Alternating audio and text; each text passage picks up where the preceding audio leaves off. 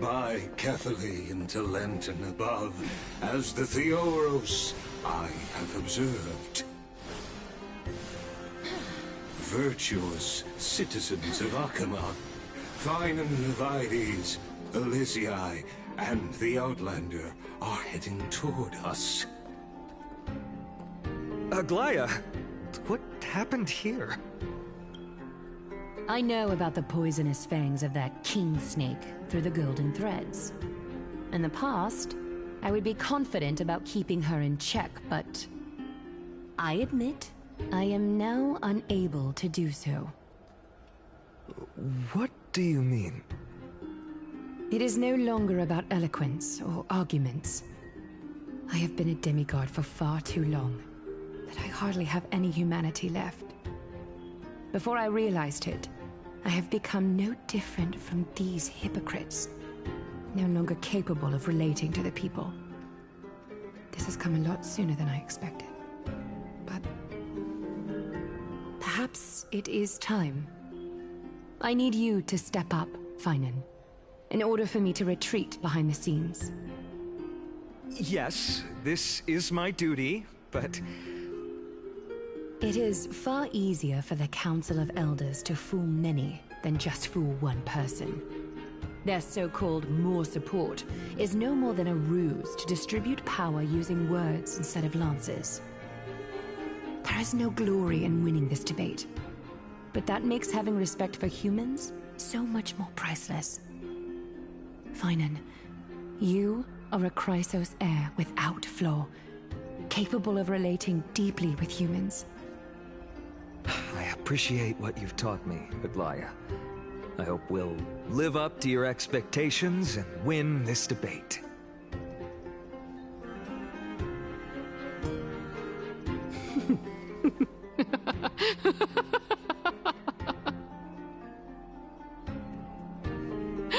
Oh, you've done well, Lord Calictus. Let me take over and personally close this debate for today. Dearest counselors, let it be known that I sorely miss the blissful times portrayed in lyrical poems. Back then, Amphoreus was home to nearly 1,000 cities, each with their own local faith, while gods walked the earth and shared close bonds with humans. Yet, in the present, people from all over are forced to leave their homeland to seek refuge in the holy city, where they hope to rest under Kefali's protection. All of us have long been in the same boat, with no way out of this plight. We didn't have a choice in the past, but now, the Council of Elders brings to the table a new possibility. All I have left is one question for you. Would you rather strive toward the unheard of Era Nova, or return to the prosperous Era Chrysia of our past? Make your choice. Now, which of the two would lead mortals to an ideal future?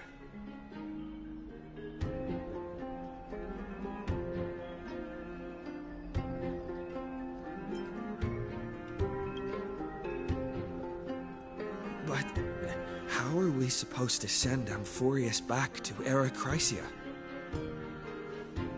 We all know that Era Chrysia is a thing of the past, Lady Kainas. Please, enlighten me. How does the Council of Elders plan to turn back time? Let the three Titans of Calamity be born, and Era Chrysia is nevermore. But bring demise to those Titans, and Era Chrysia will descend upon us again.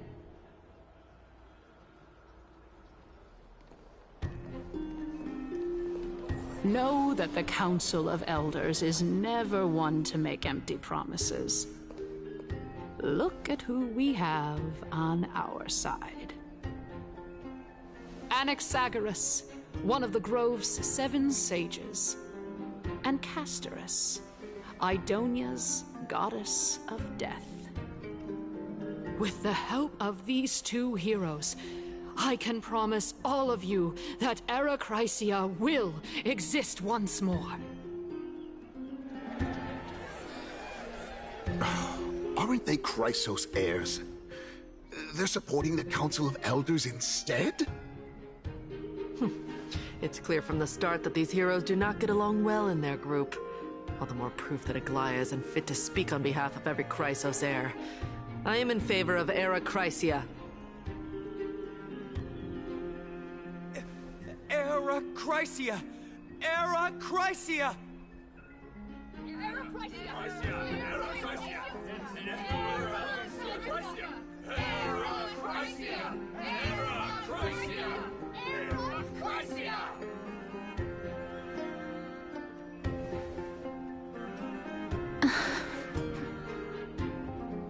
Castorus? Why are you standing over there? You finally arrived, Naxa. So have you, Cass. Don't worry, Aglaya. Well, I know that you have many queries. Could you continue to converse like how the citizens normally do? Tell me, dear citizens, if we successfully retreat and return Thanatos' core flame without anyone passing the Death Titan's trial, what would happen next? The answer is simple. we will have a chance to rid the world of death and bring Amphoreus back to an era when all beings live forever.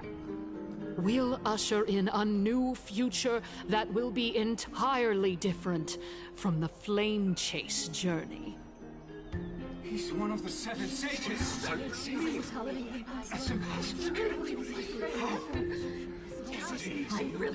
Your proposal is much too idealistic. As long as the Black Tide still exists, how can we go back to the old days? Remember what I previously said? Kefali's core flame is guarded by the secret power of the Council of Elders. Plus, Pagusa's water curtain will be able to block out any external perceptions. Tell me, dear citizens, have any of you ever seen even a glimpse of the threat that this person is talking about anywhere within the walls of this majestic holy city? If we eliminate death, then there's no need for us to fear that Flame Reaver, right? Citizens, let's loudly sing the blessed hymn. Oh, beautiful old world, where are you now? Oh, legendary Erechrysia, return to the mortal realm. After the destruction of the 3 Titans of Calamity, the Flame Chase journey will have to end. Erechrysia! Yes! Yes! This is bad. The masses are now totally riled up. Anaxa, pray tell. Everything that you've mentioned hinges on the premise that we can find Thanatos' existence, right? Thank you, Lady Aglaya, for still caring about this city. However, dear citizens, we are truly fortunate and blessed. For Castorus, Idonia's goddess of death, will surely find Thanatos under my guidance. What? With that, I solemnly promise that the core flame Lady Castorus brings back will be personally managed by the Council of Elders. Thereafter, if we are able to garner the support of all of you at the Citizens' Assembly, we shall spare no effort in ensuring that the Erechrysia will return to our world once again.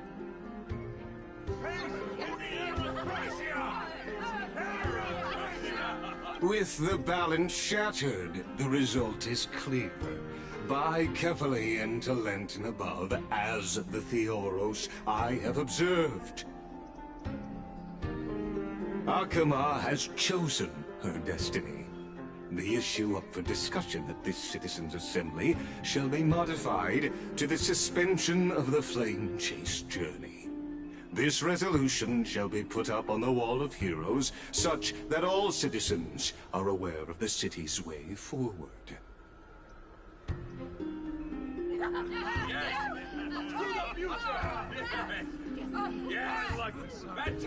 Aglaya, dear Aglaya. What has caused your heart to soften? You also don't seem to be as quick-witted as before. Wag your tongue as much as you like. Since the Flame Chase journey has been preordained by the prophecy, our failure has never been on the cards. Well then, I guess we'll find out if that's true at the Citizens' Assembly.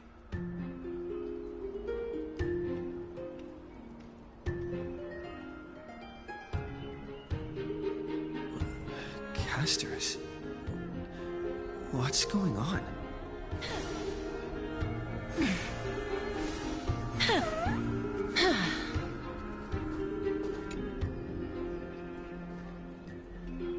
Well, it seems that when I sent you to look for Anaxa, I unintentionally facilitated your partnership with him instead.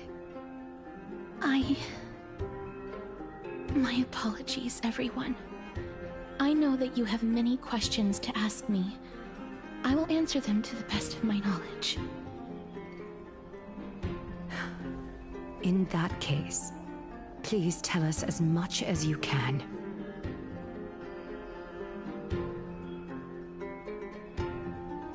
In actuality, he showed me a past that was both long and heavy. The reason I say this is as I've mentioned earlier. The answer was hidden in my journey unto death. Professor, you were in the Netherrealm? Yes, I am but a living dead man now, but that's not important. What truly matters is, I overheard a conversation between heroes.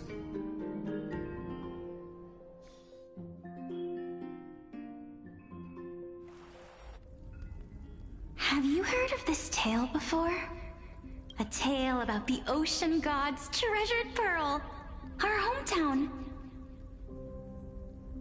It was a seaside town which enjoyed the ocean breeze and glorious, peaceful times, thanks to the wisdom of its ruling queen.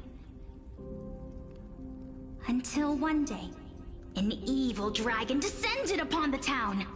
Its wings were large enough to blot out the sun, while its claws were sharp enough to rip the waves apart. It barged into the tall tower and devoured the queen's beloved daughter. It even settled itself in her bedroom, like a tyrant king. The queen assembled 300 warriors who managed to subdue the evil dragon by chaining it up. However, when the queen slit open the dragon's belly, she realized that the princess had long since been digested, and all that was left of her was a pile of bones. Devastated, the queen wept for several days. It was then that a devious, smooth-talking scholar arrived at the palace and suggested that the princess could be revived through the use of dragon bone and dragon blood. That liar called this process the secret art of alchemy. The princess was reborn! The queen was overjoyed, blissfully unaware that the evil dragon's soul still lurked within the princess's body. As revenge, the evil dragon swallowed the poor queen, the glib liar, the courageous warriors, and all of the town's innocent civilians in a single gulp. Worse still, the souls of the deceased refused entry to the Netherrealm because they were filled with regret. Forced to roam the mortal realm, these resentful souls ultimately converged into a river of souls that would not retreat for a long time. The terrifying death had consumed all. Thereafter, our hometown fell into ruin as well. Until...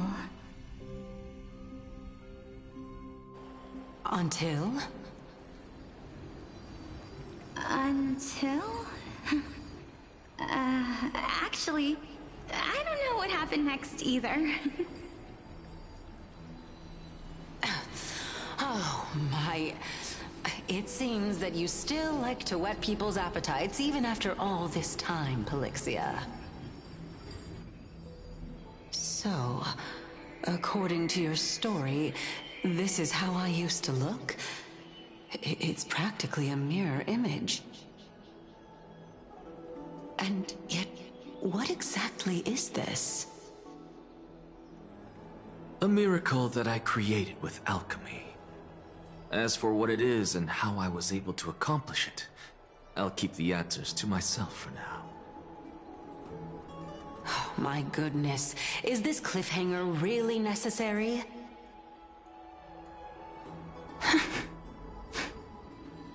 Quiet, Titan. Continue to enjoy this splendid play, and the truth will naturally reveal itself. Dragon, huh? I've heard this legend before.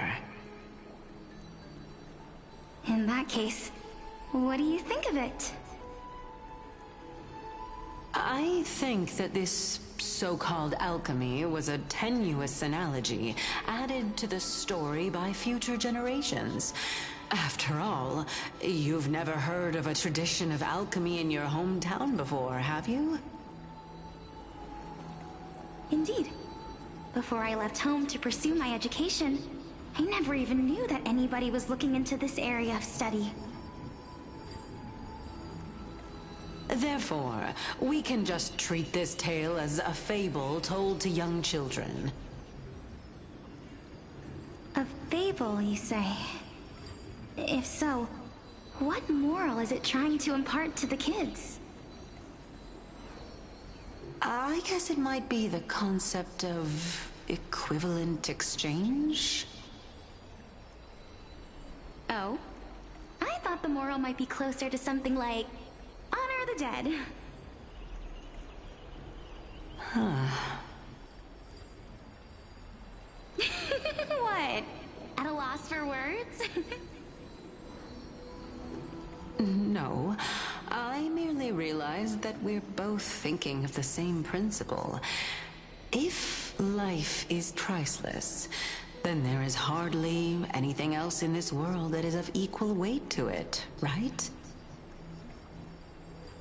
Indeed. As expected of the wisest scholar in the land. You flatter me. Why don't I ask you a question as well, as a form of equivalent exchange? Of course. What is your question? If I imparted my knowledge of the art of alchemy to you, would you use it to resurrect someone you loved? What?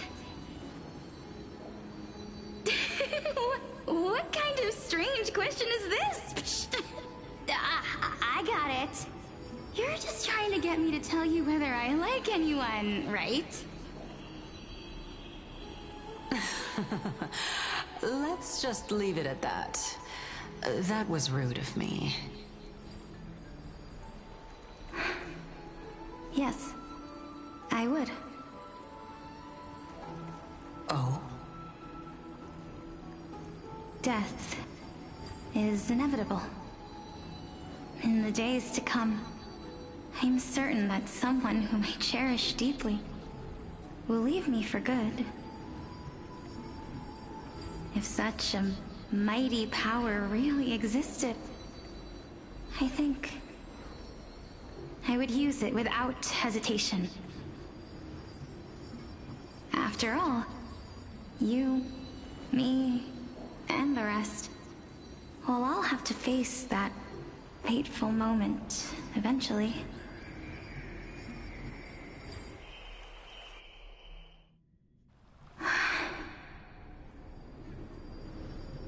My time is finally here. However, perhaps because of my firm belief in the immeasurable value of life,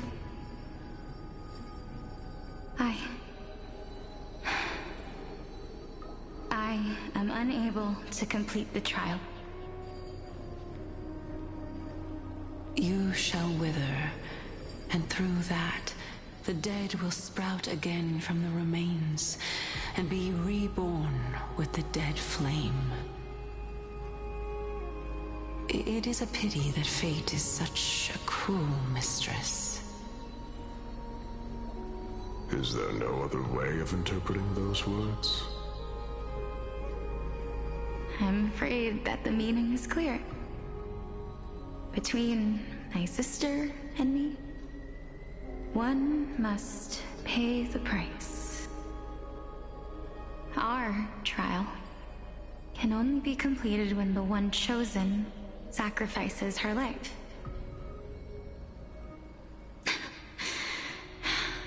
I'm afraid that the prophecy might even have selected a pair of twins for this exact purpose. Fortune makes fools of us all. My sister is prepared to sacrifice herself. And yet, I can't do the same. How absurd. My time is almost up, but I'm still afraid to welcome death. What should we do? If I'm ultimately not able to make up my mind... Since Chaos is willing to guide all of us and leave this trial to the end, there is still plenty of time for you to ponder. That's right. Don't allow the fog of an uncertain future to cloud your mind. Trial, prophecy, the topics that they're discussing seem familiar. But these three people must not have left their names in the epics. Otherwise, I would have some recollection of this. Amphoreus' history before the Titans were born was complete chaos. Is that not strange by itself? I have long held 3 hypotheses about this. However, let's continue watching for now. Calypso, Polixia, and this warrior. I seem to have met him somewhere before. Regarding this matter, Nias, are you confident that you'll complete your trial? Of course. Though, I am worried about what will happen once I've emerged victorious.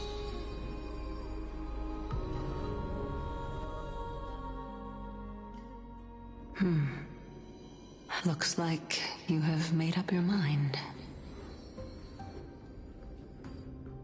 Yes, this is the safest course of action. Completely separating courage, honor, tenacity, sacrifice, and reason. You really know how to make things difficult.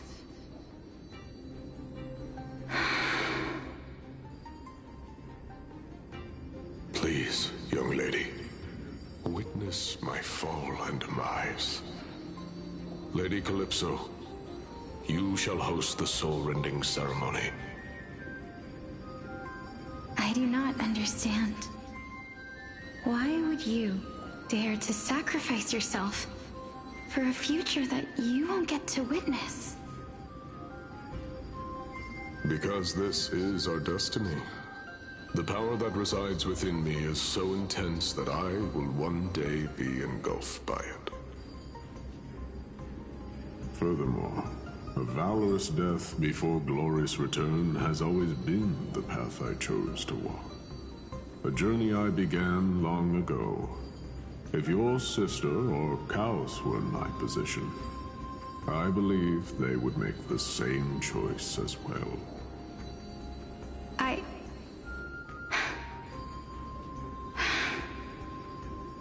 I'm not that brave.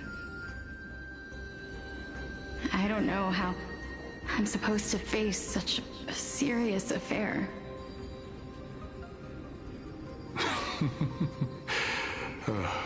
Despite being Death's chosen one, it seems you still don't know how to face it. Let's chat, young lady. Perhaps I shouldn't end my journey so hastily. Since there's still time, I'm not worried about letting fate wait a little longer. Of course. This warrior is Lord Nias. As the embodiment of Nikador's divinity, he entrusted his life to us and allowed humankind to end his madness. That means that what I'm currently seeing before my eyes is in fact... Looks like one hypothesis of mine has already been proven true. These heroes are the true forms of the Titans, before they attained their divinity. If so, the chosen one of death that he speaks of is actually... Polixia? Is the previous form of Thanatos? But her appearance... If this is true, as long as we can find out where she went, we'll naturally be able to figure out the location of the Death Titan.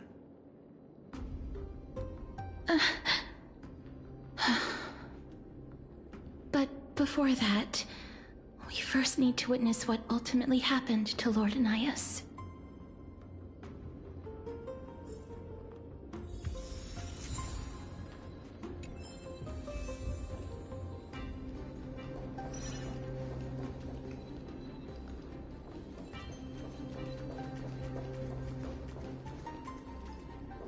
I believe that his tenacity is sealed within this statue. Before we fought Nikador, we also released it from the stone statue.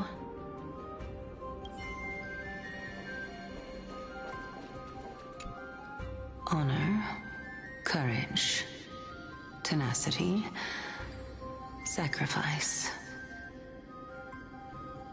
And finally, the only thing that remains is reason. Cheer up, young lady. There is no need to shed tears over a glorious death. All farewells in this world are sorrowful, Lord Naias. No, young lady. As a warrior, I have witnessed too many bitter deaths. But now, all I feel is peace. I did not know until this moment that mortals could live their lives in such a way. Although only a sliver of your soul remains, you remain so optimistic. Or maybe the truth is that you aren't able to feel sorrow anymore. To be honest, I don't know either. But I am certain of one thing. This is not an acceptance of death nor apathy toward it. It's not even a feeling of despair.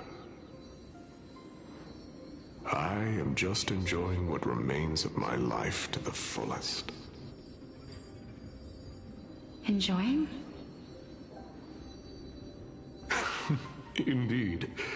Along this journey that we've taken together, not only have I changed the world, I myself have also changed in the process. And now I have reached the journey's end. When I look back and see the grand epic that I've personally written, how could I not revel in that fact? But when you depart the mortal realm, won't all of your accomplishments be reduced to nothing? Separation and death are two sides of the same coin. Reconciling this doesn't come easily for a mortal.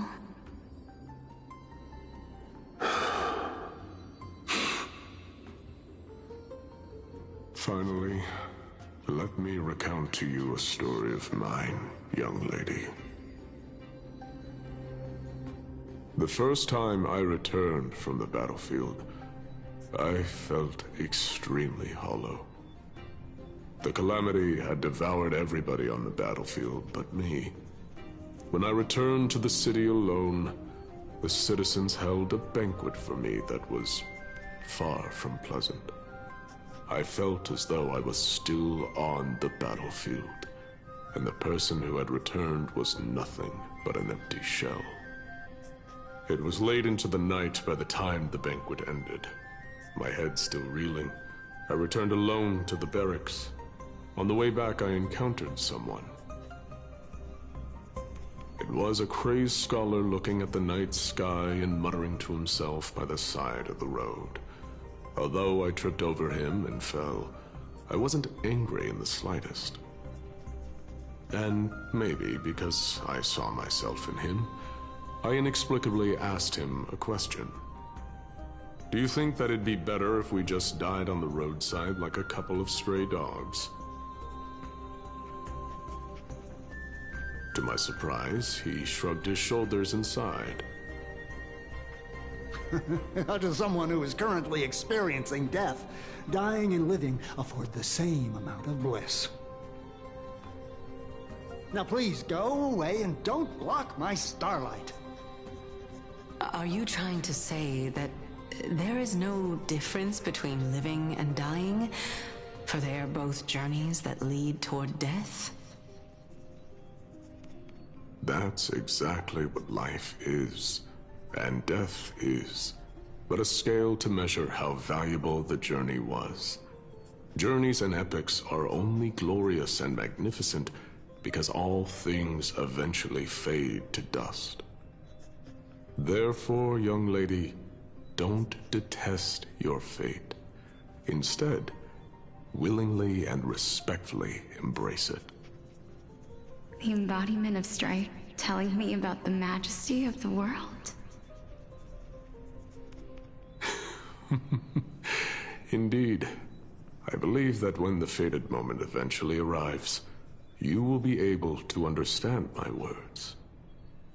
It is time for me to knock on death's door. I will set up a long table at the end of the road and humbly await your arrival. When that moment finally comes, let us drink and be merry then.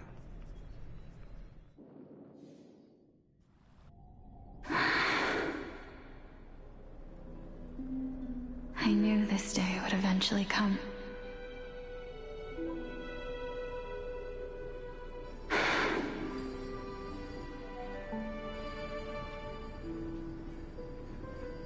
Are the both of you ready? Mm-hmm. Polixia. I'm here.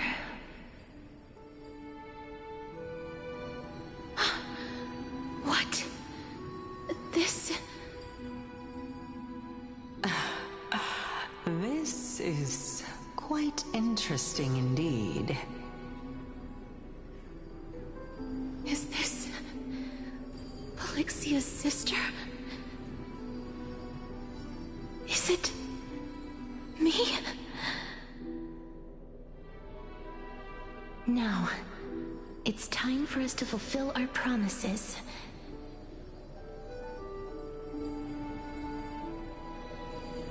Are you afraid?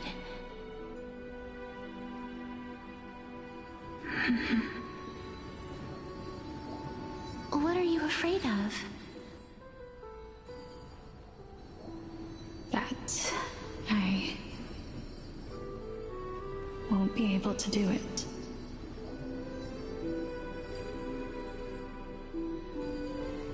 You shall wither, and through that, the dead will sprout again from the remains, and be reborn with the dead flame.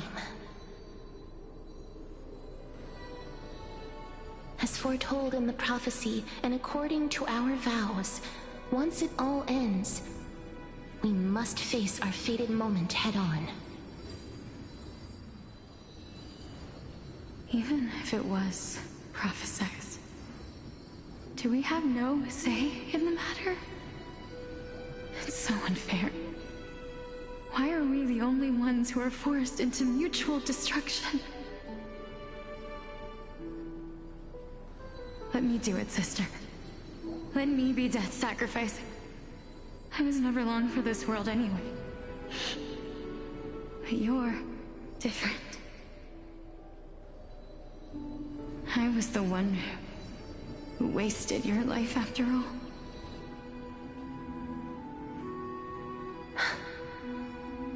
You're wrong, Polixia.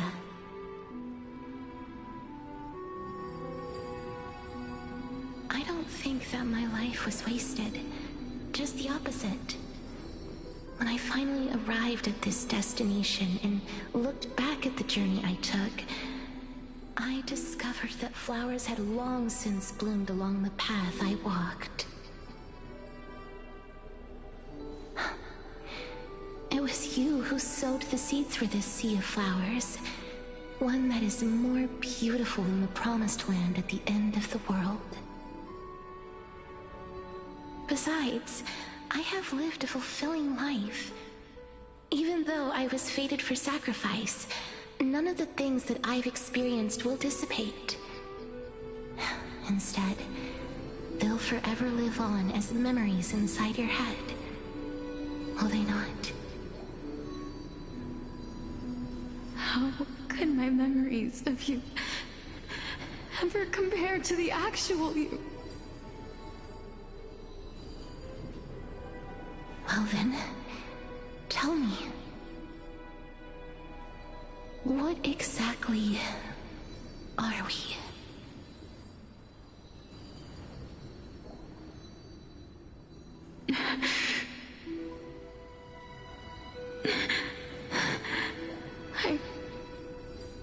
I don't know. I don't know either.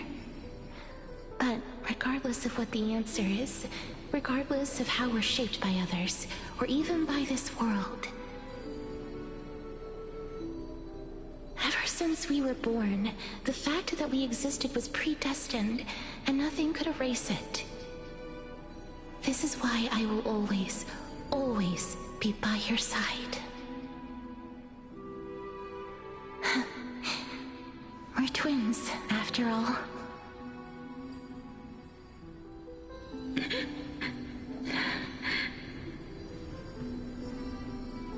All right, my dear Polixia.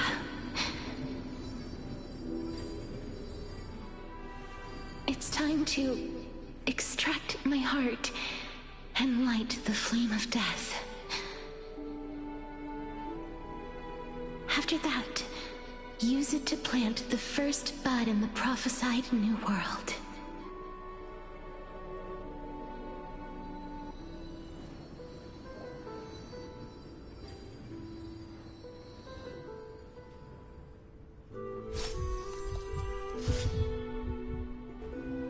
If I imparted my knowledge of the art of alchemy to you, would you use it to resurrect someone you loved?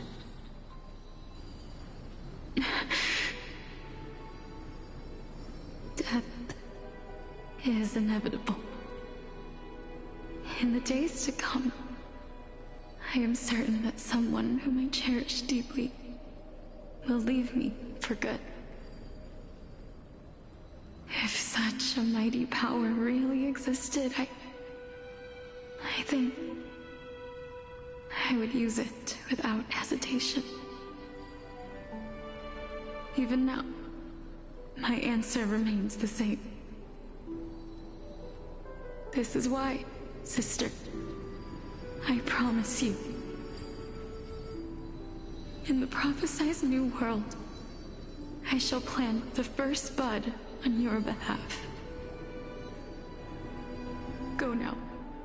Return to the ocean god's treasured pearl, our hometown. I shall open wide the entrance to the Netherrealm and grant you a second life. The living beings on this earth shall respond to my call and lead you to the sacred daylight. Remember, do not look back on the land of the dead, and do not stop moving. In the new world promised by the prophecy, march toward your new life. As for the price of our equivalent exchange, let me be the one to pay it.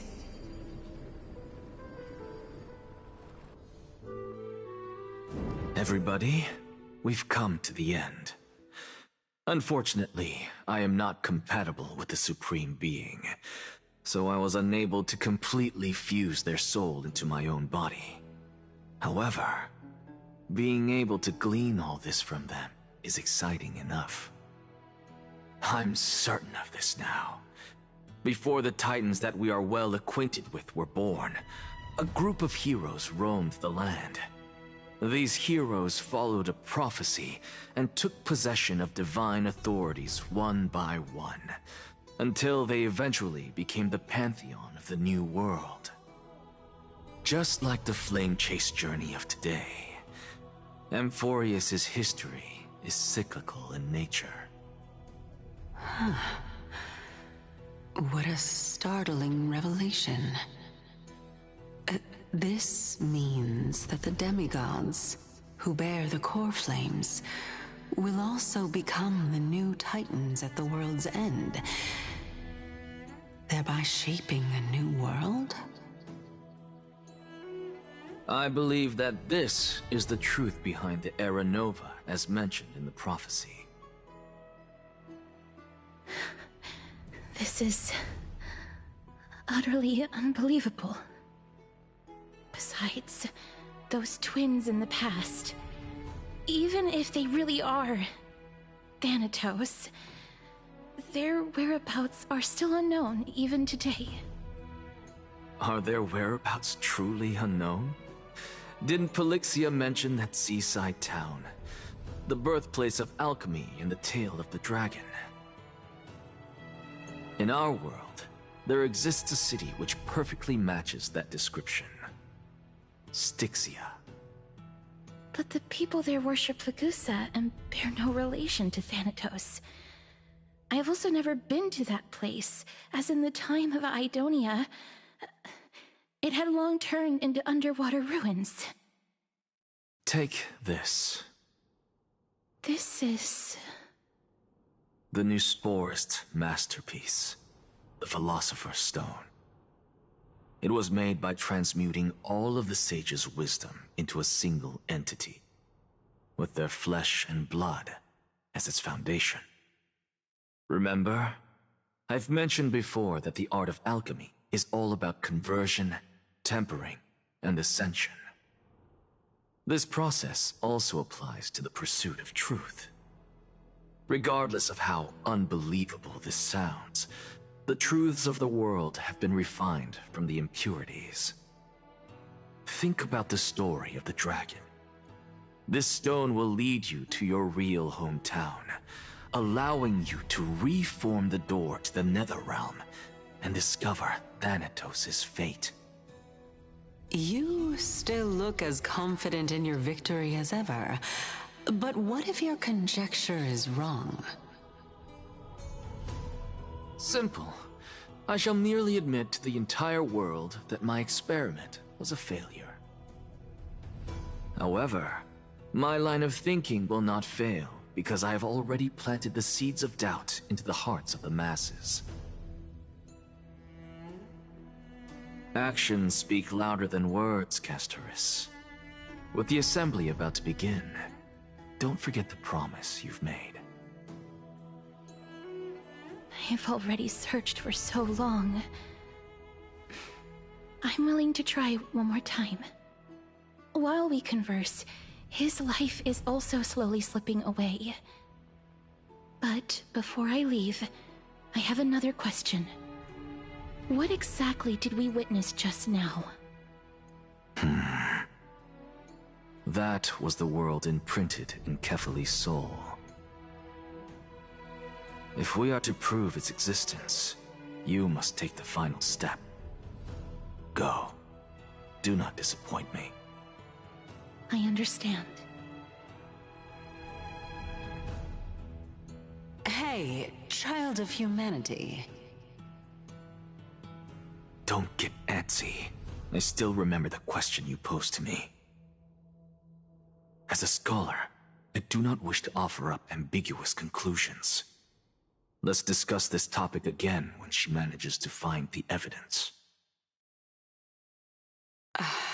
I merely wanted to ask, was that stone transmuted from your heart? If so, rebirth is no longer an option for you. Why not? When I was a child, I lost someone dear to me. When I was a teenager, I lost my faith. A while back, although you saved my life, I also lost my soul in the process. Now I'm merely forsaking my body. What's the big deal? Why are you always finding ways to die?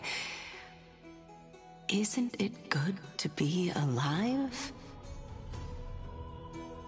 This is but a necessary sacrifice on my path to transform into the purest of them all. Can someone who's dead even claim to be the purest of them all? Furthermore, if your hypothesis is proven correct, does it not just confirm that the myths are true, and thereby invalidate all your theories? No, it's just the opposite. If my hypothesis is correct, it means that I can actually ascend to godhood and reshape this absurd world that you all have created.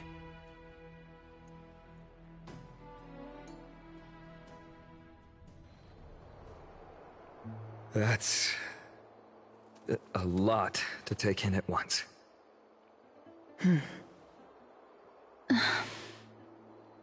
Lady Aglaia, please, let me explain. Go on. You know that the core flame of death has always been the greatest unknown regarding the Era Nova, which is why both you and Kindness desire to gain the power to control that core flame in the approaching Citizens' Assembly.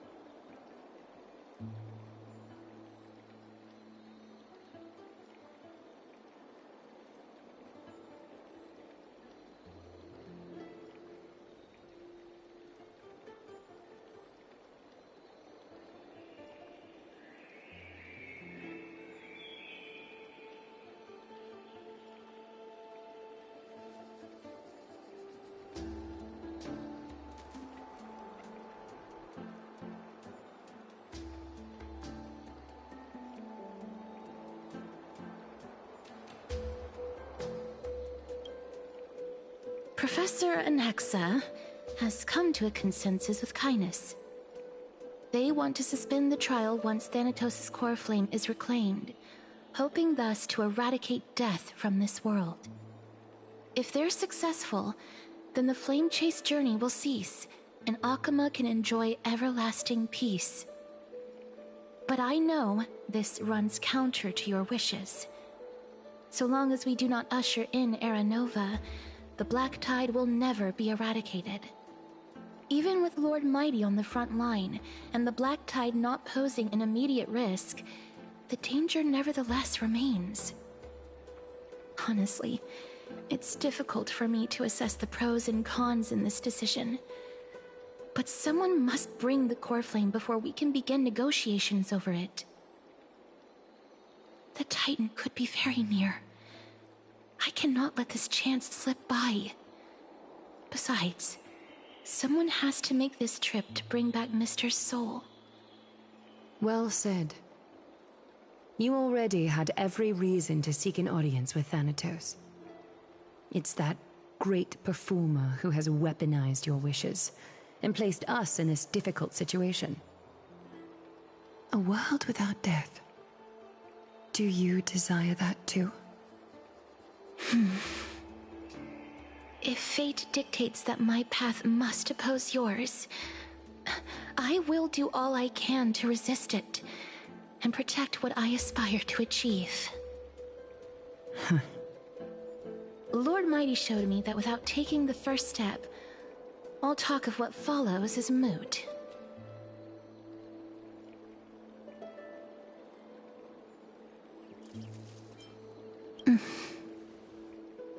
I have always hoped to hear you speak your mind, Cass. And I am glad to have heard your true thoughts. Styxia. I visited that place in the past. Though it is now an island surrounded by the river of Soul's torrents, it's not hard to see its former splendor. Go. I will not stand in your way. As for you, you are someone who has cheated death. I believe you have more than enough reason to make the trip with Casterus and meet the god of death himself. Casterus, I too look forward to your journey. I wonder what kinds of new interpretations your completed story will bring to the Flame Chase journey. Thank you, Lady Akaya. I hate to put a damper on this heartwarming moment, but if Styxia is now an island surrounded by the river of Soul's torrents, then how do we find a way in? Lady Trebe is probably... The answer is quite simple. In the myths, Zagreus once made the domain of the dead their treasure vault. That is to say, they could enter and leave the Netherrealm as they pleased. And if they could do that, then it follows that the demigod who inherited their divinity must be capable of the same. I'll see you at Marmorial Palace at Action Hour tomorrow. Cypher shall be your guide to finding that ancient city.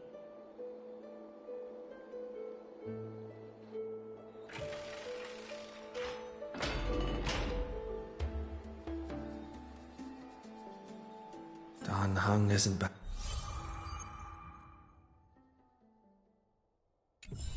Back yet, huh?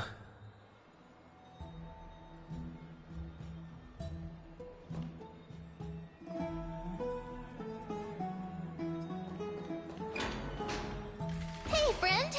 Is the debate finally over? Did you win?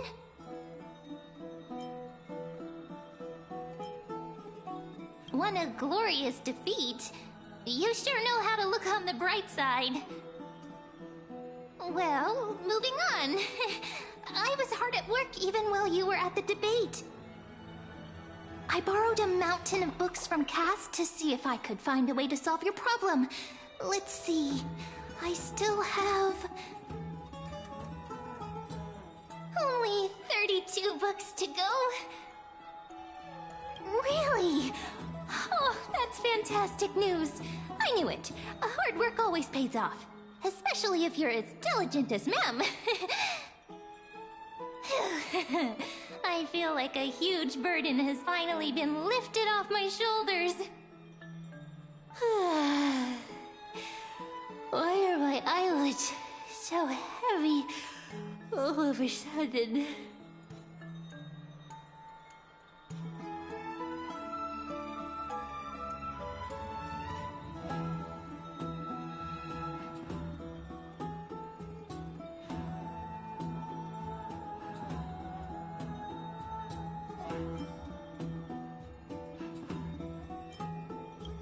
You're right. Then I'll go back to...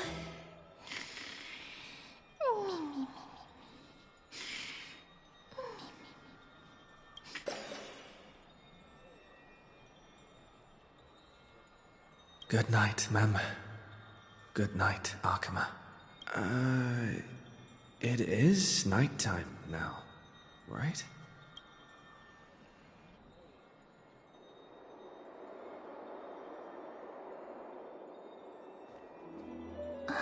Cass? What a surprise. Lady Treeby. Is something troubling you? I just wanted to speak to Lady Trian for a bit before I set off. No matter how breathtakingly beautiful Styxia once was, the place is now the domain of the departed. There is no telling what we'll encounter there. I don't want to have any regrets. Has anyone told you that your eyes are sparkling today? Is that a figure of speech? In the past, when you did smile once in a while, all of us could see that your heart remained troubled even as you smiled. Lady Treeby, you know perfectly well that see you tomorrow is nothing but a white lie. I hope your toughness is not a mask hiding a lonely heart. Cass, you hardly ever talked of your past. None of us knows what you went through, apart from Maggie. But we know it must have been filled with pain and hardships, as it is the fate every Chrysos heir is destined to live out. We are just happy for you that the core flame you're meant to inherit has finally surfaced. Isn't it a little too soon to say that? But you already know where tomorrow is, don't you? There's no need to rely on anyone else. Just give it your all and leave no regrets. We have always believed that your embrace is just as warm as everyone else's. Because we embrace others to comfort them. And Cass, you're the kindest Chrysos heir we know. Thank you, Lady Treeby. This feeling... it's hard to put into words. I suddenly found myself with so many wishes. So much I want to accomplish before setting off. Then go do it, Cass. Trian was actually working on a surprise gift for you. It's a pity she didn't get to finish it. But now Trinan and I are working on it, and we'll make sure to give it to you. So, let's meet back here when you return from Styxia. Safe travels. See you tomorrow!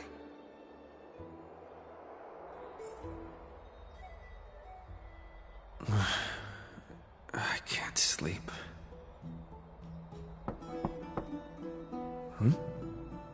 Who could it be?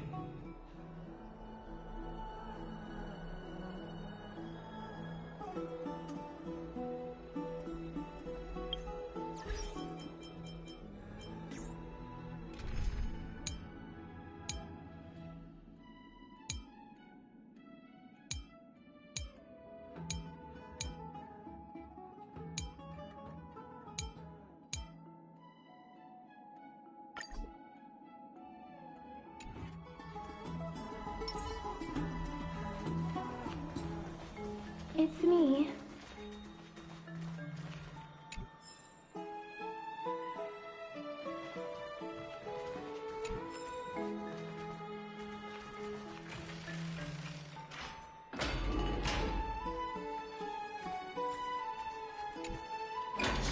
I hope I didn't wake you.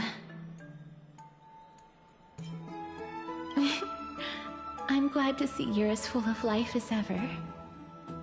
I'm here because of private matters, actually. If it isn't too much to ask, I'd really like it if you could come along with me to retrieve something.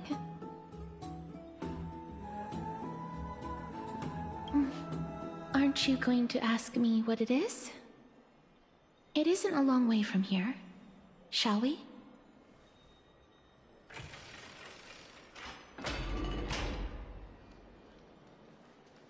I'd love to go in and take a look. Have you heard? Seems like all the rooms are full.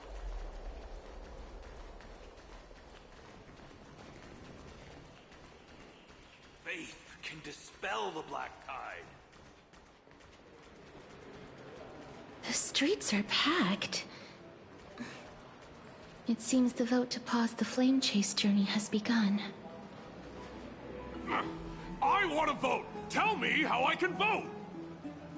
Take your ceramic shard, engraved with the Kethali rune, select the Council of Elders in your heart, and pray silently until the shard registers your choice.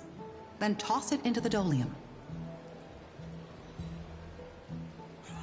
The Council of Elders? More like the Council of Buffoons!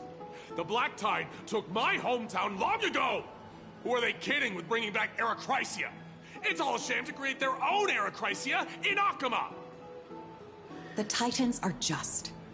So long as we do not overstep our bounds again, we will not incur divine wrath. Oh, please.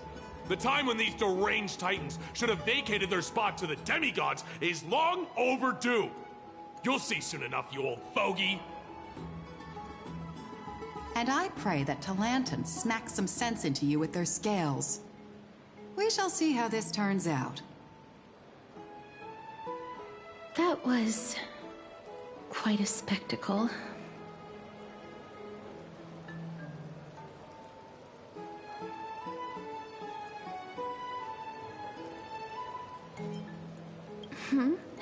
You're interested in that?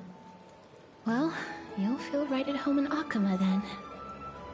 To this day, I still find it almost unreal that Akama is the only place illuminated by light amidst the crumbling ruins of Amphoreus. And its people are even holding votes to reconcile differing opinions.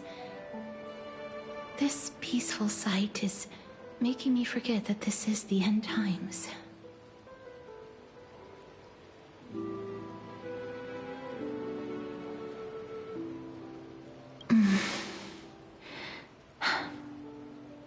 Before coming here, I had lived for many years in Idonia, a city of rime and frost. The people there were devotees of Thanatos, and were well known for their unique burial rites and traditions. Traditions that I played a major role in.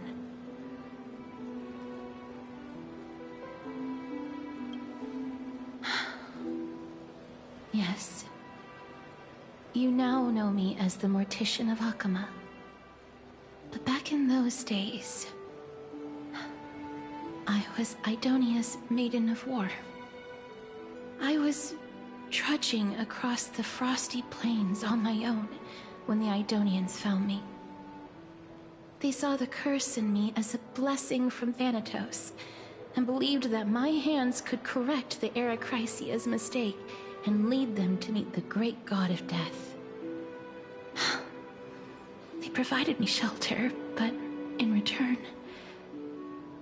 I was expected to grant merciful deaths to war captives, prisoners bound for execution, and heroes alike.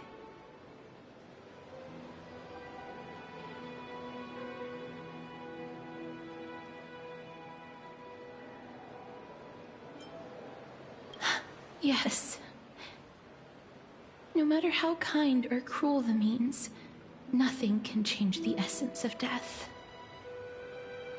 Taking away someone's life is never worthy of religious worship.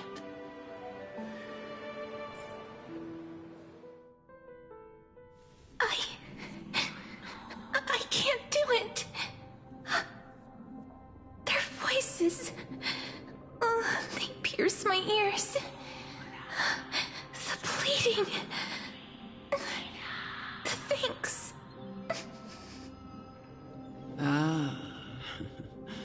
I know that feeling, child. I was once as lost as you are now. But you must respect those walking towards death, just like how you should respect yourself as the Holy Maiden granting humans glory and liberation. What you're asking me to do is no better than the task of an executioner, and yet you want me to respect myself. No matter the titles, I am still taking away human lives. This won't be the first time that Edonia's fanatical nether warriors have faced death. On the contrary, recruits new to the battlefield often run away from their first fight. Death is the mightiest and gravest power in this world. The fact that you can wield it means you are deserving of respect. That's such a twisted reason. Then let me tell you a story.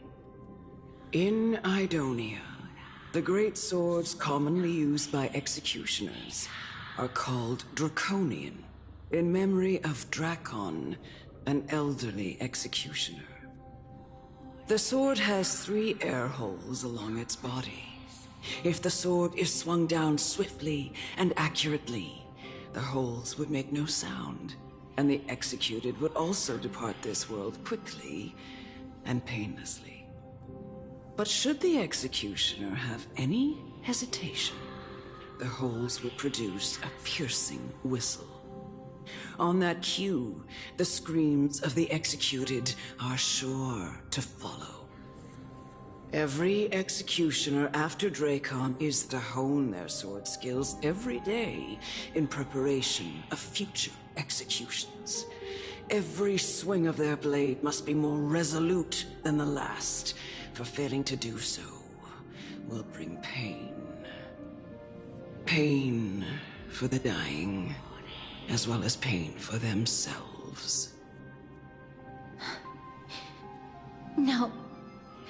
I can never get used to this. You misunderstand, child. I am not telling you to get used to it. I'm asking you to consider the source of the dead's suffering, and use that knowledge to fortify your future touches with more and more determination. Go, walk with the dead, and love them as you love life. Then you'll no longer hear those noises.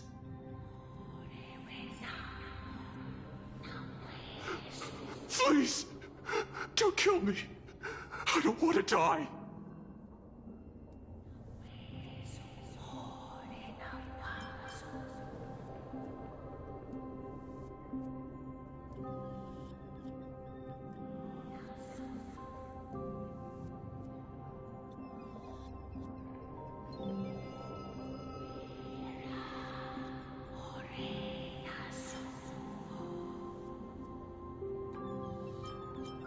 This is your duty.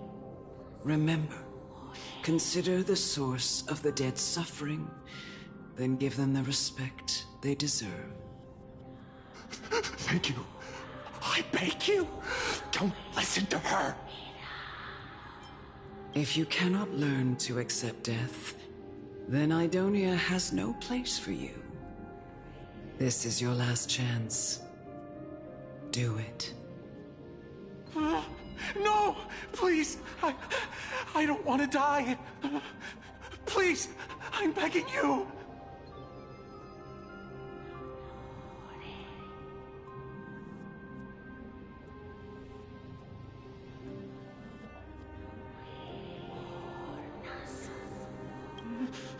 No!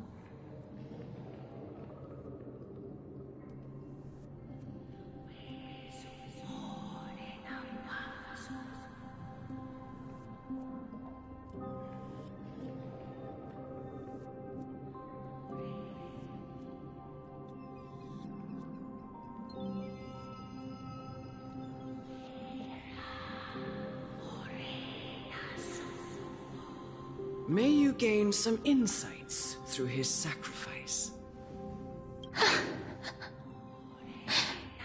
Is this all? No. Come with me. This is just the beginning of your life as the Maiden of War. You executioner!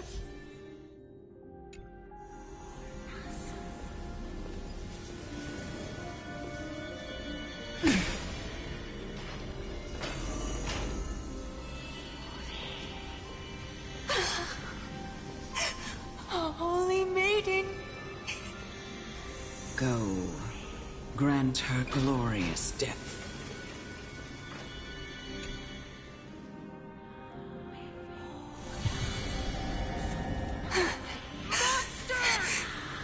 Thank you.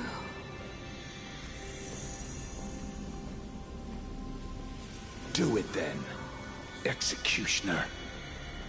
You heard him.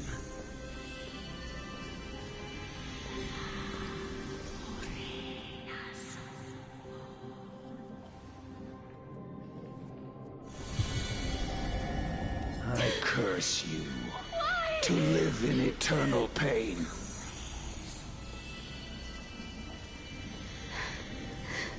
Please, grant me release. You know what to do.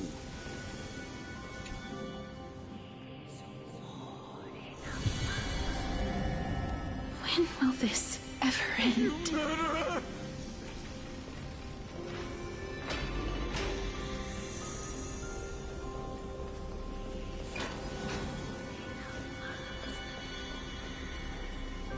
Come. Fulfill your duty. What are you trying to do with me? I have aged.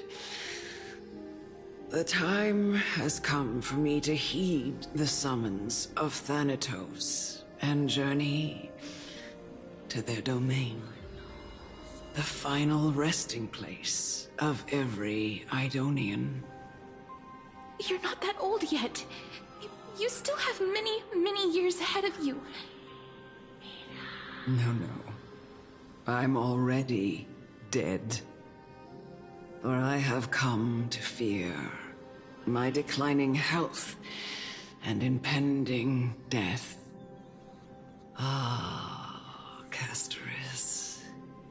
Will you give me one last chance to charge towards fear and prove that I am no coward? I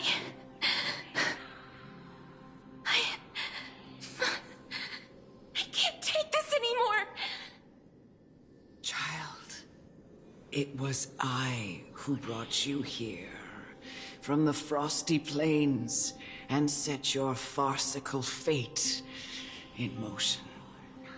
It was also I, Chief Executioner of Idonia, who forced the heavy duty of executing others onto you.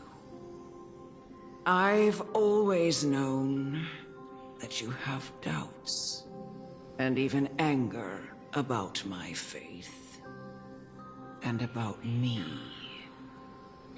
I never had a choice. Indeed. We essentially abducted you. Yet you can end any sinful life with just a touch of your fingers. Shouldn't it be easy for you to escape from here? I'll never do that. It doesn't matter how lightly the Idonians take death, or how readily they accept it. I simply can't do it. I knew I was right about you. What do you mean? I've taught you and cared for you as my own daughter all this time because of this blessing that's been with you since your birth. I know no one else in the world would understand the weight of life and death more than you do. In the eyes of an Idonian, death is the end of all life. A destination we will all eventually reach. Humans should not resist it, but learn how to face it. You can only live your life to the fullest after understanding this principle. And when you do, even if you eventually leave Idonia's protection, even if you must carry the curse forever, you can live with your head held high, like everyone else. No! How can I?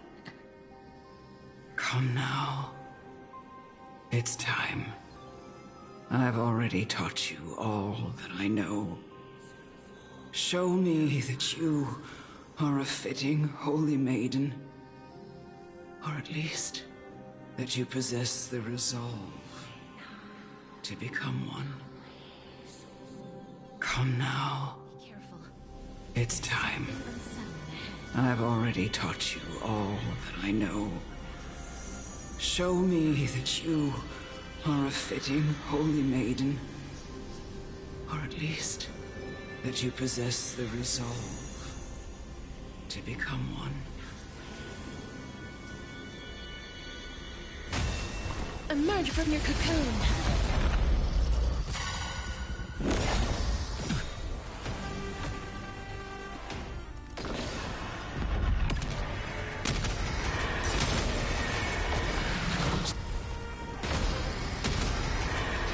May death protect us! They're lost. Lighting the west wind, away we go! Dispel the gloom, restore the skies. Have some sunshine. As you wish. We can do it! Delivering warmth. Ming. Luthier.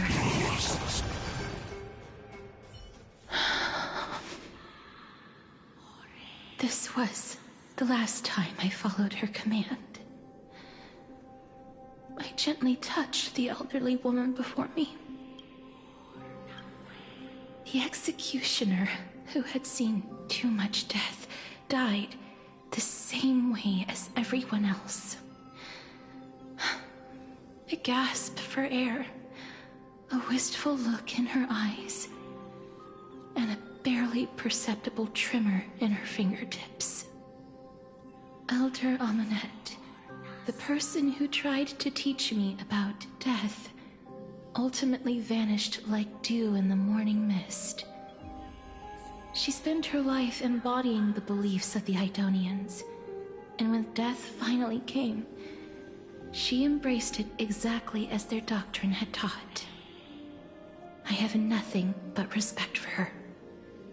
I erected a cenotaph in her honor in the marshes outside Idonia's city walls with the others I had laid to rest. Then, I set out once more in search of Thanatos. It was a long, long journey. I heard so many discussions about death along the way. Life finds meaning in death. The world improves because there is an end. It seems the most terrible darkness in this world. Everyone talks about its heavy weight. Some resist it, some worship it, and some even revere it. How did a disappeared Titan become the deepest fear of humankind? And why do they haunt my dreams? I continued my travels to seek an answer. Initially, I was running away. Then, I started searching for it. And now, at the end, I just want to know if my touch, if my embrace, can do more than taking things away. Can I make anything? Can I leave anything behind? I don't want to die. Please, I'm fucking used to let me go. I don't want to die, please. I don't want mercy like this. Just let me go. I need him. I don't...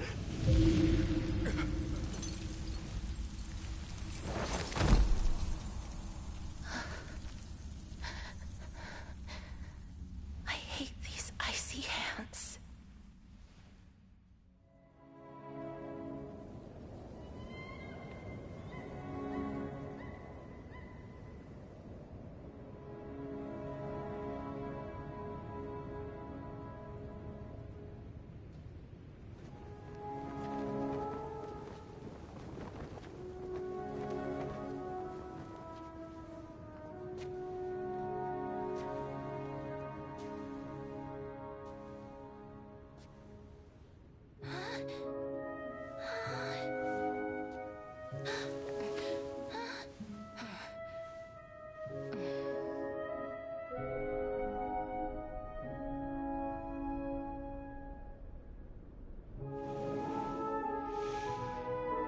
Get it over with. End its suffering.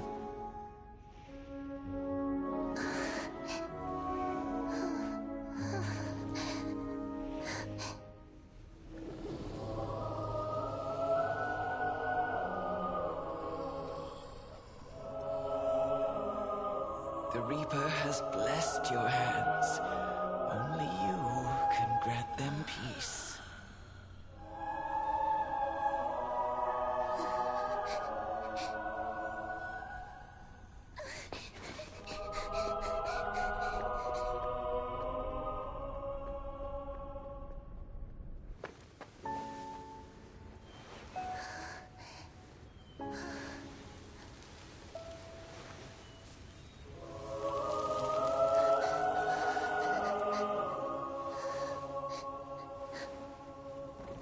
Embrace death. Walk alongside it.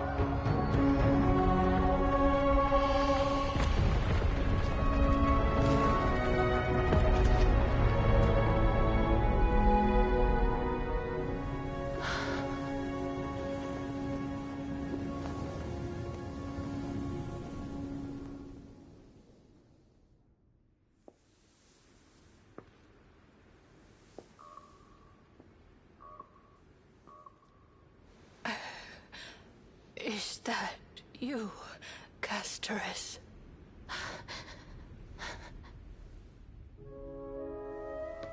All of them have gone, heeding death's summon, crossing into their domain.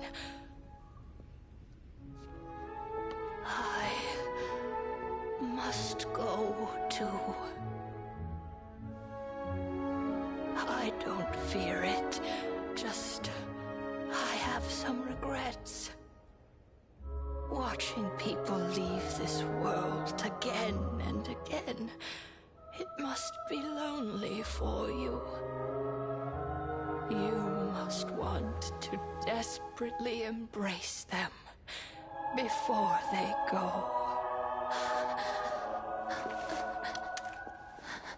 I can't. These hands, they're too cold.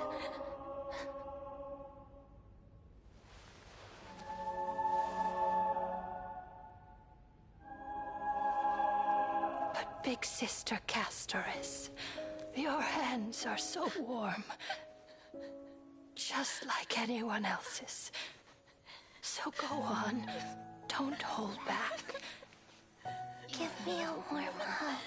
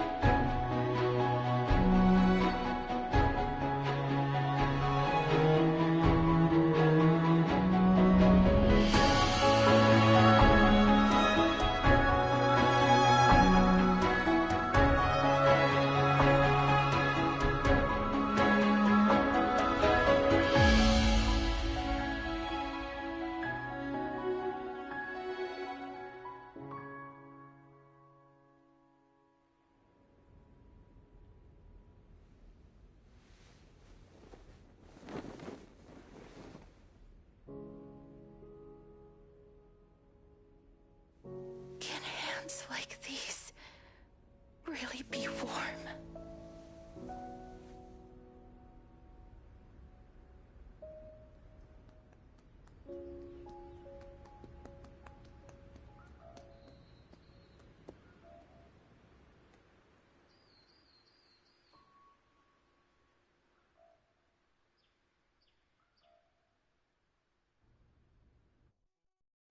On the day that Ornyx's trial ended, you must have had many questions. I felt just as confused. Why, as someone from beyond the sky, were you so cruelly dragged into Amphoreus' fate? I wished I could take action, but no matter how hard I try, I cannot simply interact with the living as ordinary people do. Even when we brushed against each other unintentionally in the grove, and it was obvious that nothing had happened. When an almost unattainable hope finally welled up in my heart. When I thought that perhaps my touch would no longer bring sorrow, fate declared to me, it wasn't that the curse of death had finally been lifted, but that your soul no longer belonged to this world. And there was nothing left for my hands to take. Nothing. And did I really think this time would be any different? It's not that I don't understand this reality, just that I'm unwilling to accept it. Having walked such a long road, I am still unable to find the answer to life and death. I am resigned to eternal despair. Anything I wish to hold on to, death will inevitably wrest from my grasp.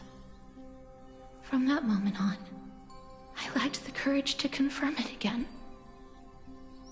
Until Ornyx laid bare the cruel truth before us.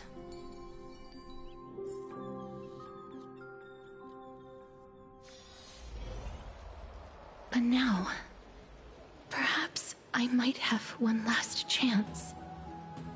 Long ago, Trinan read a prophecy to me. At the end of the Sea of Flowers, the souls of the living shall warm thy fingertips, and after an embrace, there shall be eternal separation. I found no surprise in it, for her words sounded not like a foretelling, but a perfect reflection of my past. Embraces in this world are born of reunions, yet my touch speaks only of farewells. In that moment, I had no doubt that this destiny would weave itself through the entirety of my life. And yet, things have taken a turn for the better. Now that I can finally have an audience with Thanatos, perhaps I can rewrite the meaning of that fated prophecy. I have no reason not to give it my all. For your sake, and for my own.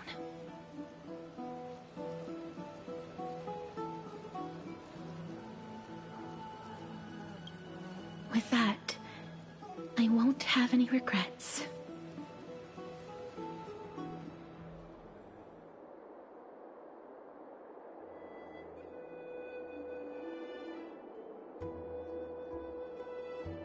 Let's put that aside for the moment. We've arrived. I want to retrieve a small gift I specially prepared for you.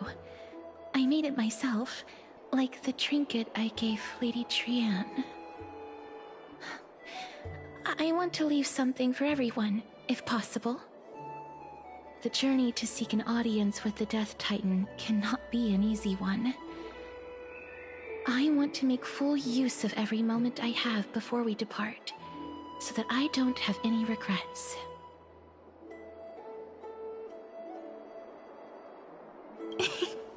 No, it isn't. You'll know when you see it. Look, it's right there.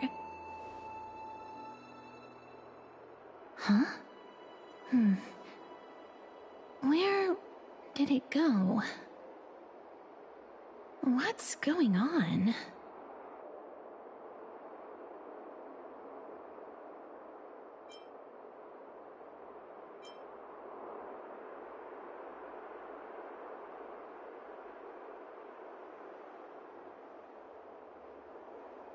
I am not some corrupt grown-up. What's this? The coin of Zagreus and a slate.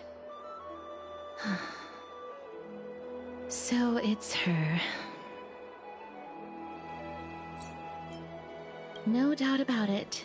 This is her favorite symbol. It's a Lady Cipher, the demigod of Zagreus whom Lady Aglaia had spoken of.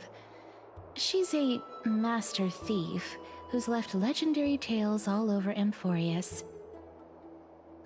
So many years have passed, yet she's still announcing herself in such a crass manner. Let's just do as the slate says and look for Lady Cipher.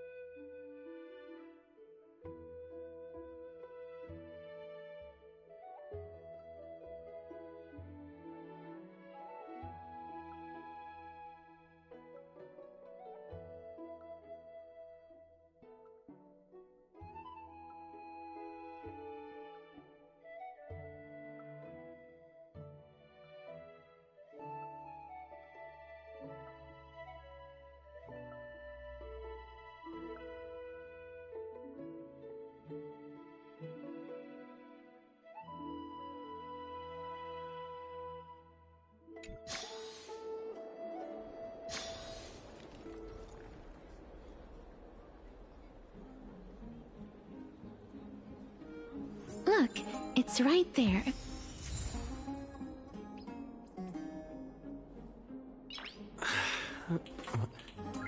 Nice.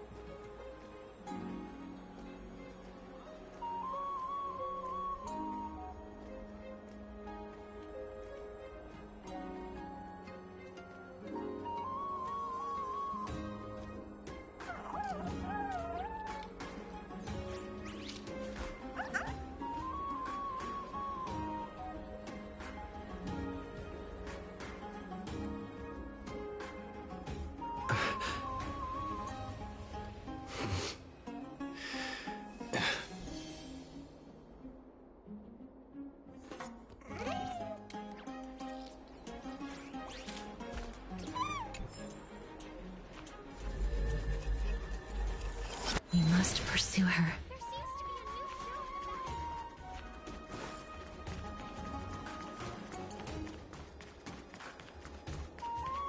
Huh? This is a trick she left for us.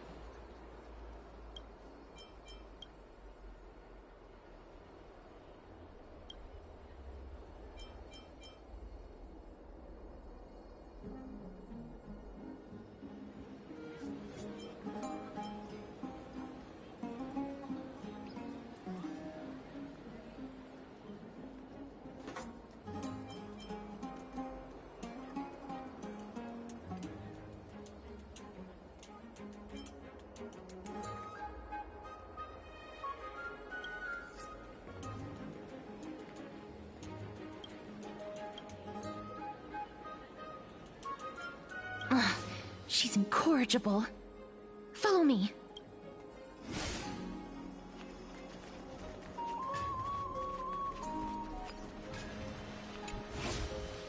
Never save for tomorrow what you can eat today. It's about time you do some exercise.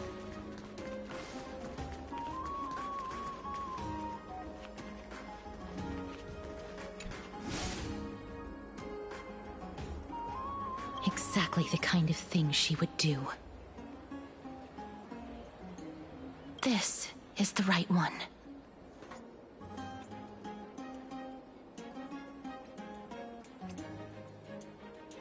We must pursue her.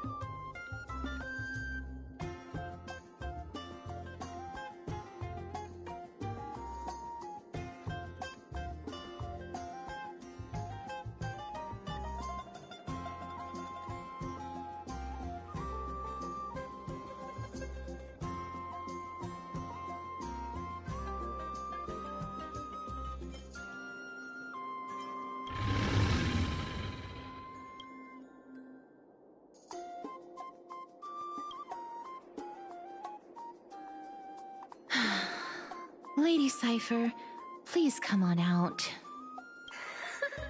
You're still careless as ever. Shouldn't you keep such a precious gift near your bosom? Since you know it's a gift for someone else, please give it back to me. Stop hiding among the people and letting the wind carry your voice. Now, since I know it's a gift, that just means I need to milk its worth. The children of the wind never stay for long in one place. Unless your offer is tempting enough to still the wind. What say you? Name your price. I'll give you however much you want.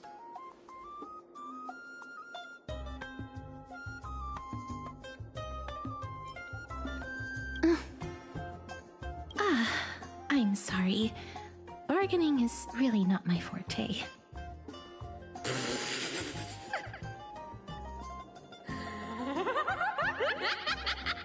No wonder they call you Princess Homebody.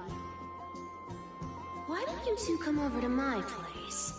It'll make a better venue for proper business discussions. You can find where I live through the winds I've sown. Right. Piece of cake. I can do that even if I can only sense your soul. All right, I'll see you there.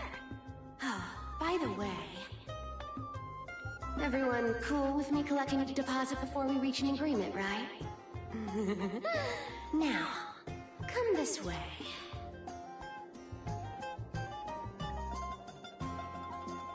Where did my dew of divine blood go? She's incorrigible.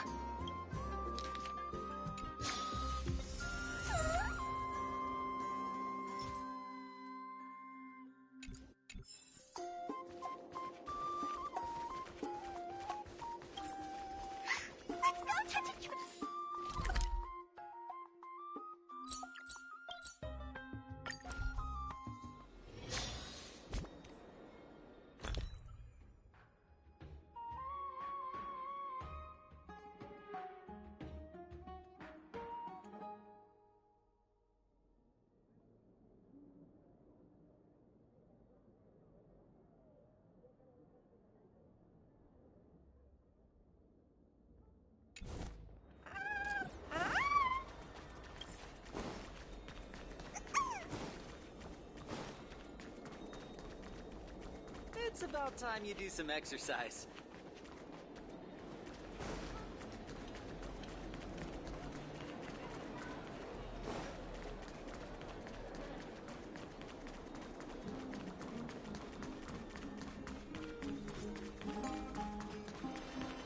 Never save for tomorrow.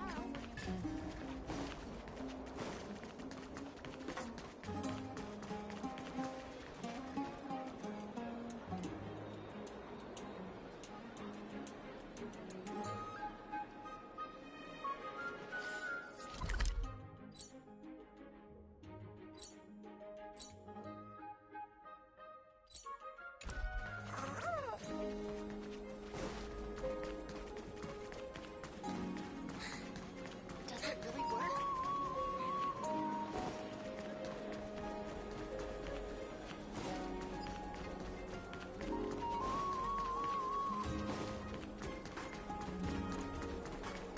Does it really work?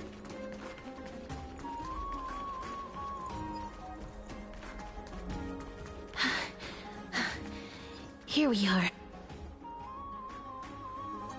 Over here! Over here!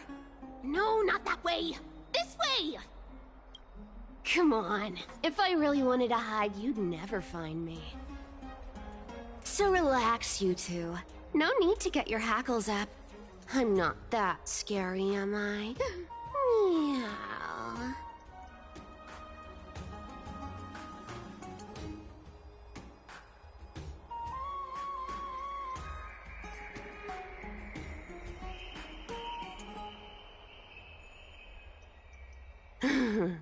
No way.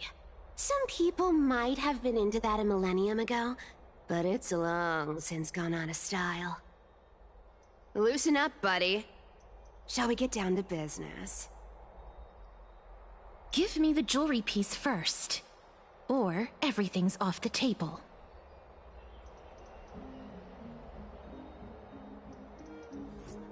Oh, come now. Don't be so upset. Relax. Relax. Look, isn't the view here just great? You can see what everyone is doing and where they're going, and they won't even know you're here. Now that we've broken the ice, let's get to the point. Everything I've said so far has been a joke. I'm inviting you two here for 3 things. 1. The seamstress found me and wants me to take you to Styxia to look for the Death Titan. 2. The Council of Elders also found me and wants me to make sure the core flame of Thanatos ends up in their hands.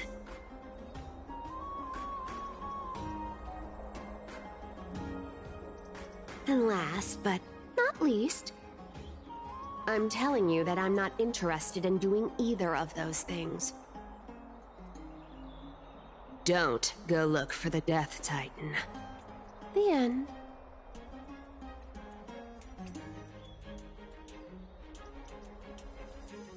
Wow, this is some high-quality stuff. And this room is full of it. How much are these worth, did you get all this through that Aranova gimmick? Some of it is family fortune, while the rest came from my business as a dressmaster.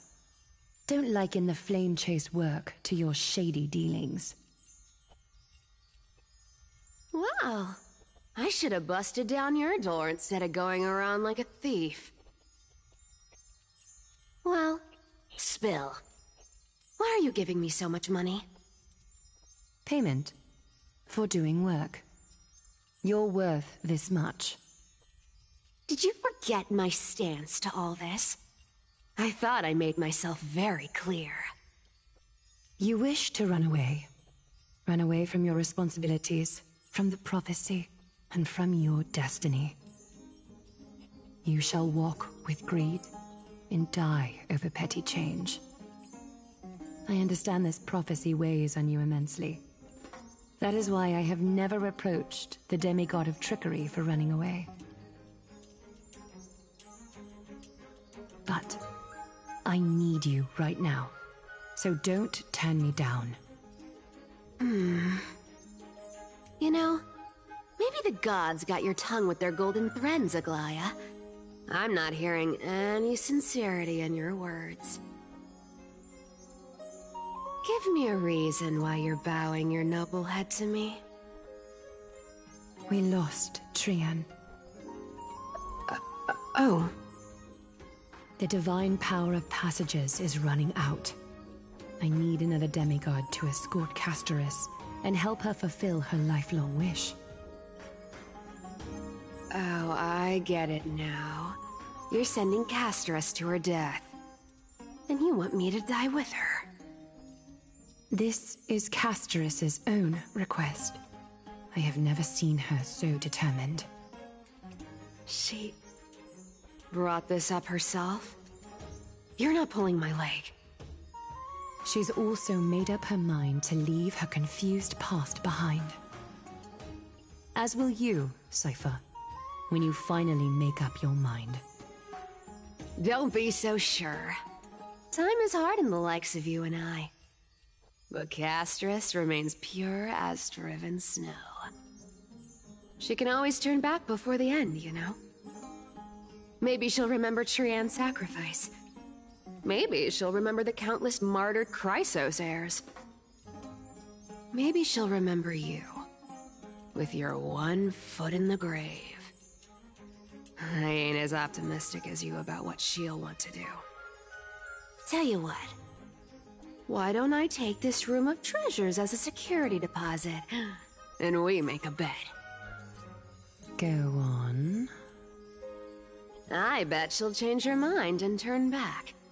Now, if I lose, I'll do what you want me to do.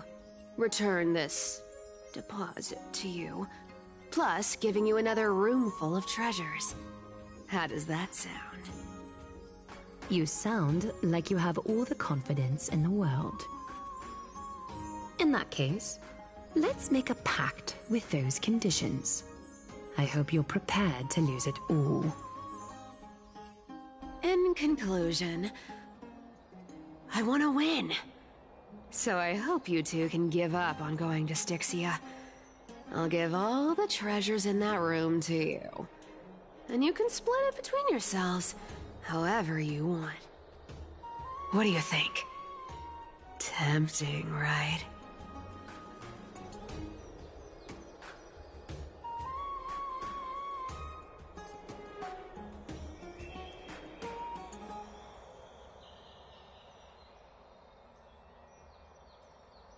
I decline. If we don't find the Death Titan, his soul will... Oh? I can't go into the details, but we have to go to Styxia. I really don't get how. Princess, homebuddy, you keep talking about needing to find Thanatos, about getting rid of your curse, and you don't care about anything else. But did you ever live for your own pleasure? Even for just one day? What are you trying to say? I'm saying, contrary to your beliefs, Aglaia didn't take you in just so you can die for her Aranova. The flame chase journey walks hand in hand with sacrifices. Isn't that why you're always running away from Lady Aglaia? Fine. Never mind. We all have our own problems. I ain't gonna say anything anymore. It's not like I was gonna honor that bet anyway. But listen to me. Styxia is no tourist destination. Sure, the treasures buried in there are 10, no, 50 times richer than Aglaia's vault. Yet, I've never been there. And I never plan to. Because even a demigod can't be sure they can walk out of that place alive. And now I'm supposed to escort you to Styxia. Sure. Pay up.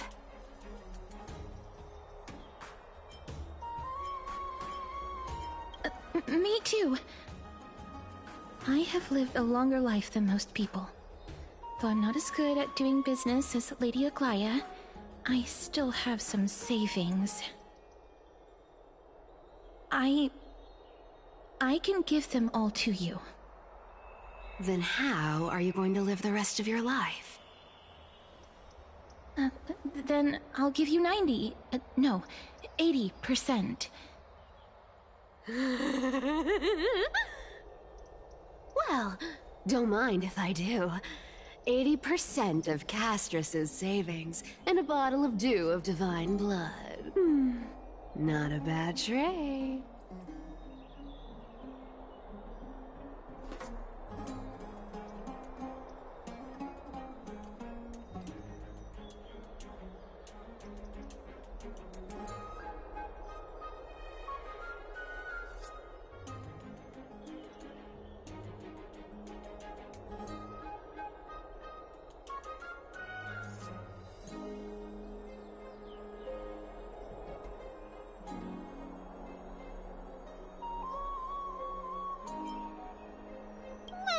I'm so scared. Can you even catch my tail?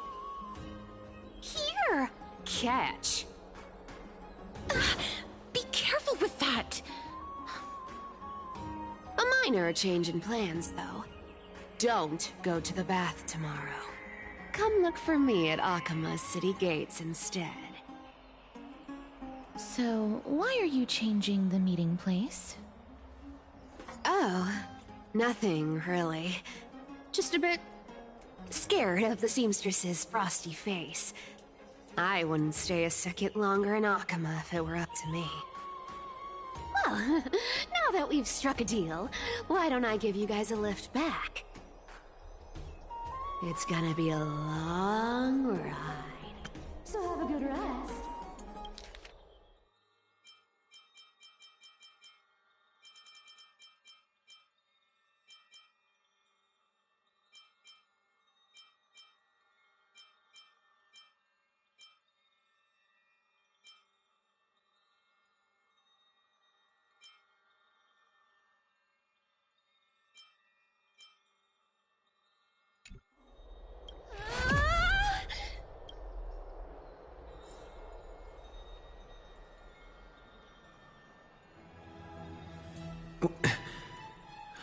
Where am I? Is this my room? How did I get back here? This is a coin? It was Cypher? Had she even tucked me in? Never mind. It's getting late. I'd better get going.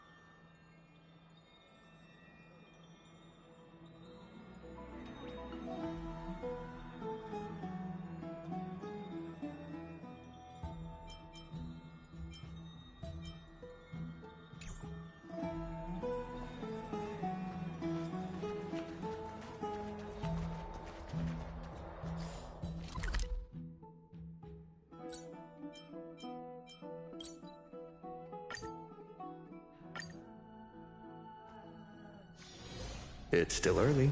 Where to now?